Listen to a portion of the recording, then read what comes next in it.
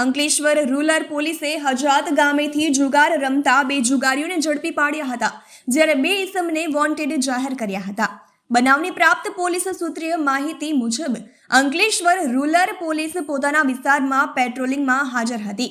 તે દરમિયાન બાતમી મળી હતી કે અંકલેશ્વર તાલુકાના હજાત ગામના ભાતીજી મંદિર ફળિયામાં એક મકાન પાસે શ્રાવણીયો જુગાર રમાઈ રહ્યો છે.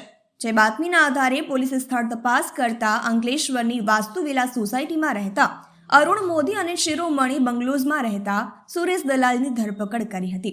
જોકે હજાત ગામનો શંકર વસાવા અને અંકલેશ્વરનો વિનોદ ફરાર થઈ ગયો હતો. પોલીસે સ્થળ ઉપરથી રોકડા રૂપિયા 22,000 અને 10,000ના 2 મોબાઈલ મળીને કુલ રૂપિયા 32,700નો મુદ્દામાલ જપ્ત કરી કાયદેસરની કાર્યવાહી હાથ ધરી હતી.